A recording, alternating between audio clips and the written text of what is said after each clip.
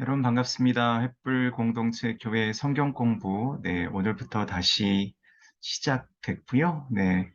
우리가 지난번에 공부했던 내용들, 요한복음이었죠. 요한복음 내용 가운데 오늘은 13장 이야기를 같이 나눠볼까 합니다.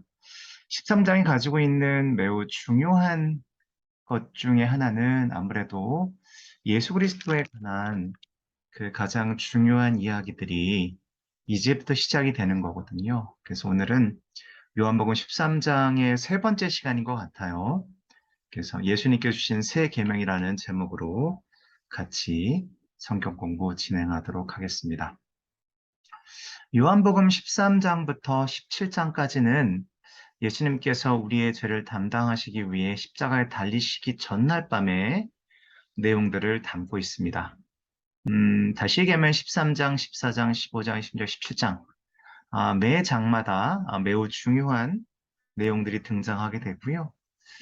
우리도 이제 하나님의 부르심을 받는 날을 우리가 늘 기억해야 되잖아요.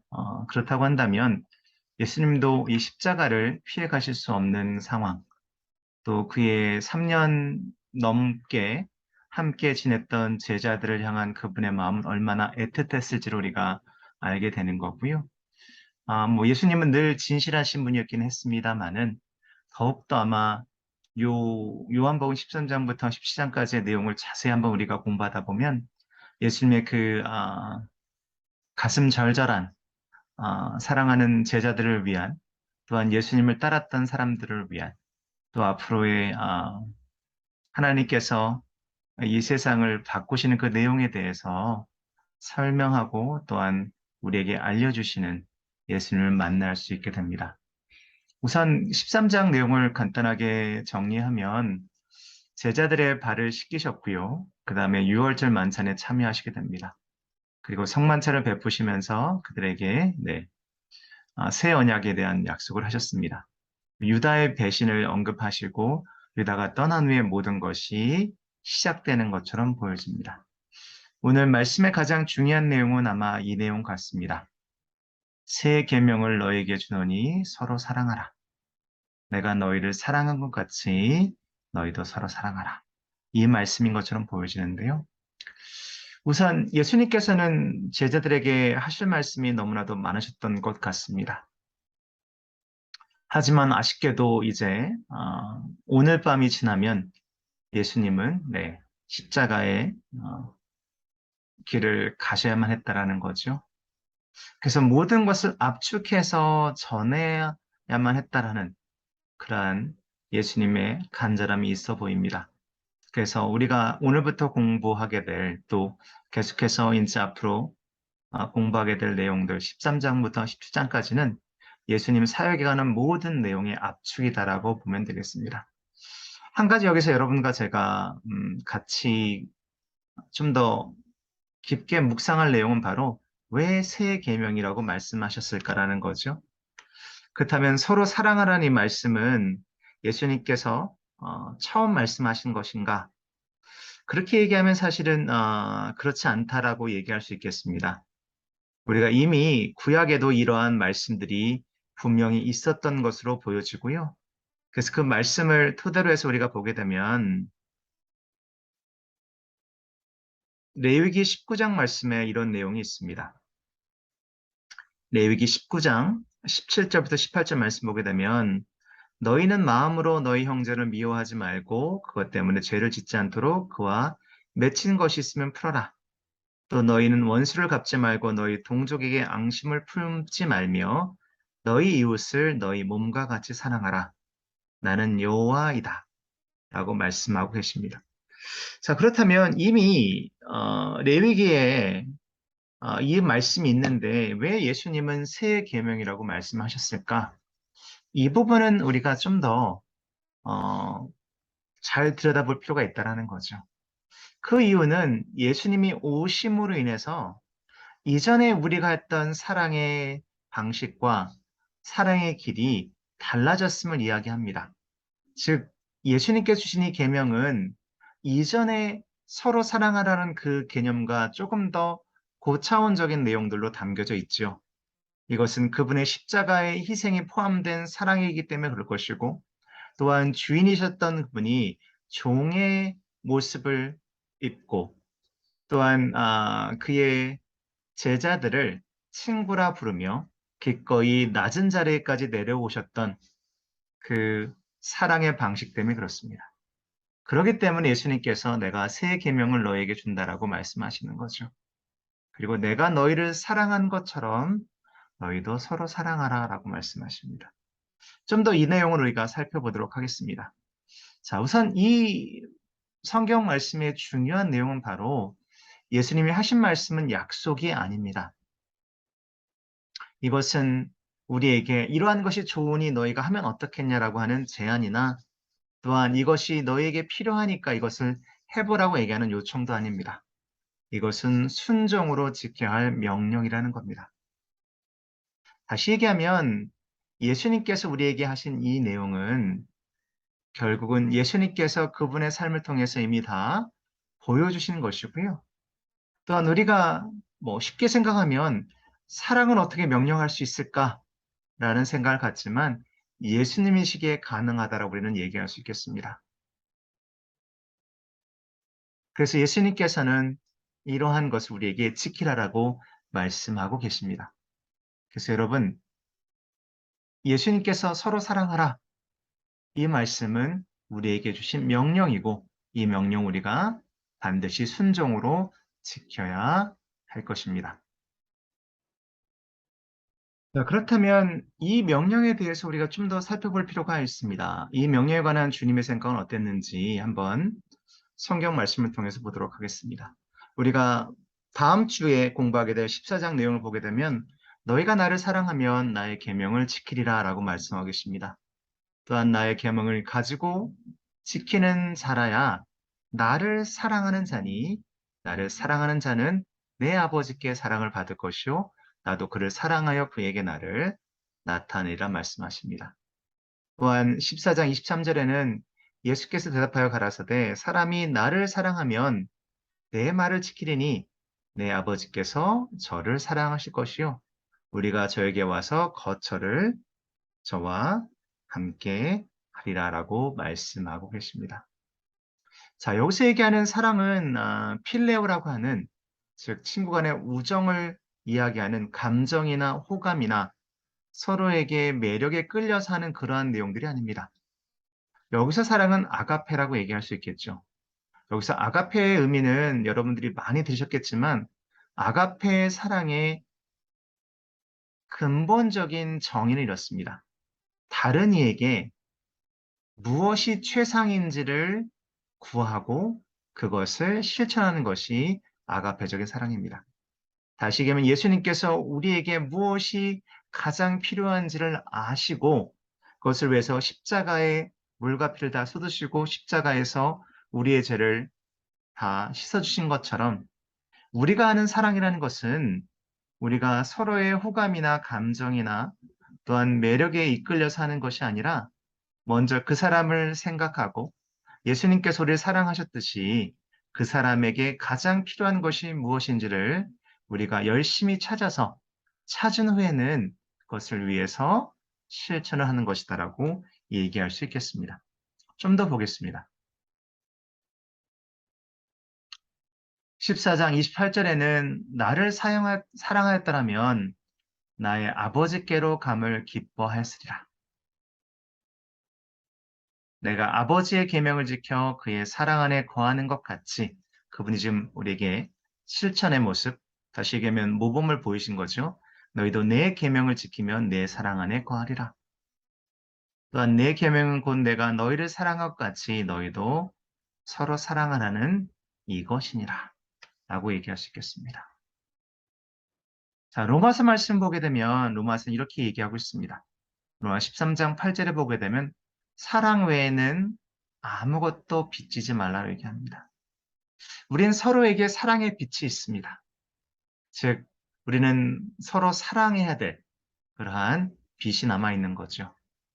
또한 우리에게 떠난 자에게, 또한 교회를 떠난 자든 또한 하나님께서 부르심 받아서 이제 더 이상 우리랑 함께하지 않는 자들에게 사랑의 빛이 있습니다. 그것은 우리가 지금 내 곁에 있는 또한 내가 그 사랑을 전해야 될 대상자를 바라보면서 그 빛을 갚아야 하는 겁니다. 때로 우리의 잘못으로 사랑의 빛을 졌습니다.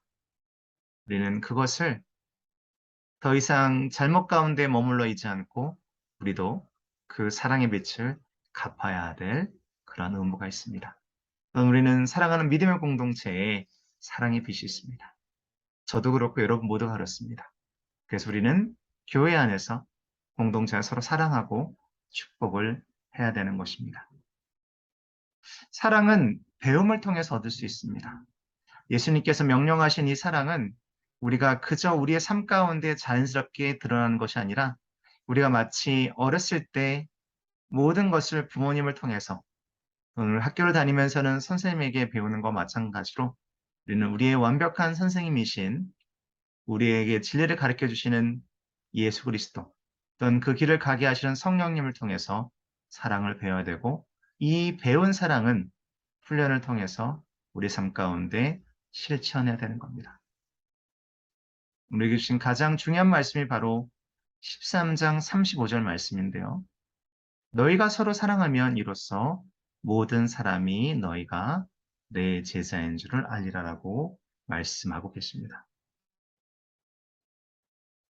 다시 얘기하면 우리가 서로 사랑하면 이로써 모든 사람이 너희와 내 제자인 줄 알리라.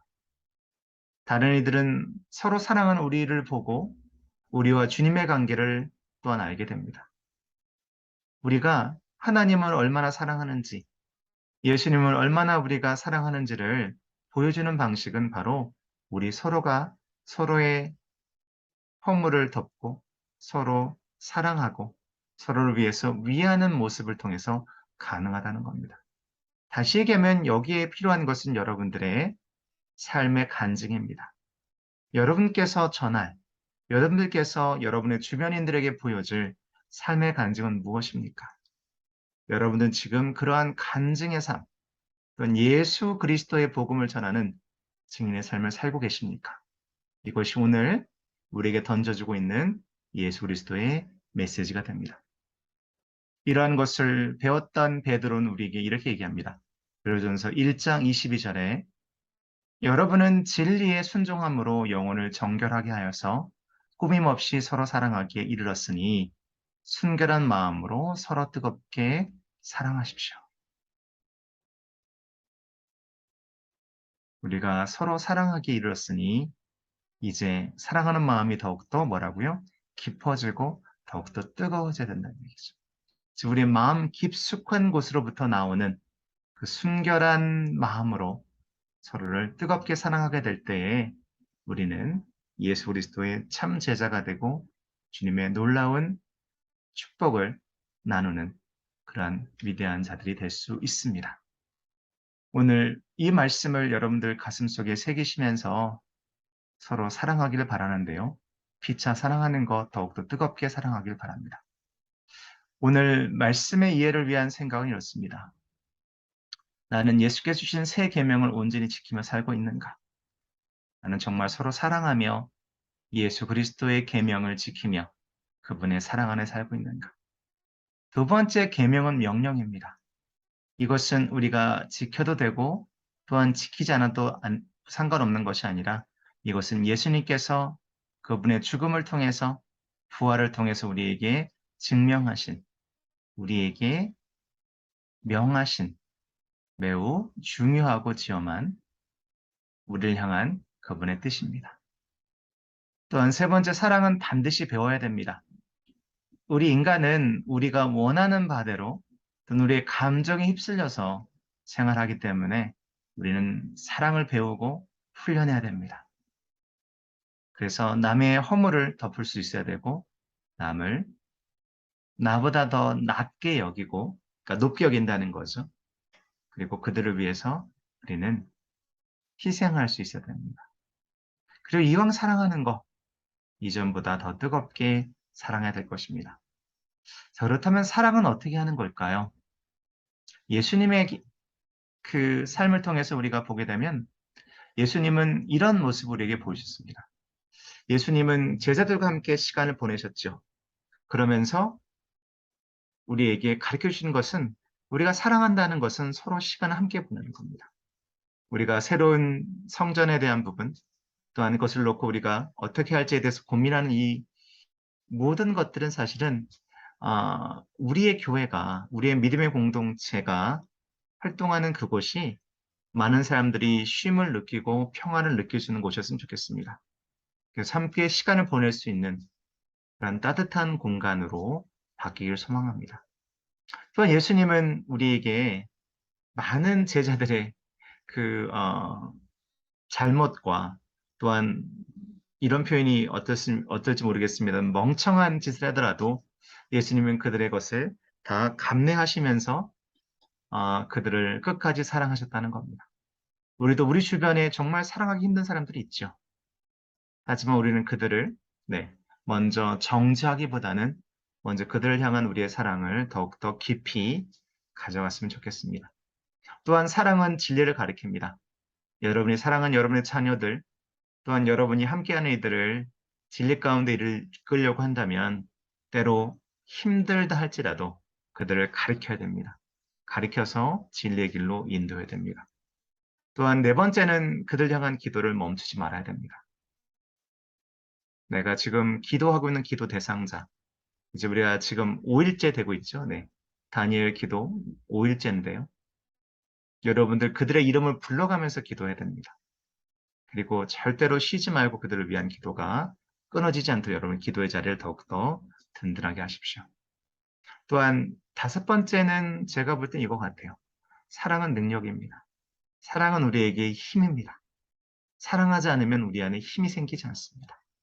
이것을 의심하지 말고 또한 그 사랑에 지금 예수님께서 우리를 부르셨던 그 사랑에 동참하면서 승리하시기를 주의 이름으로 축원을 드립니다.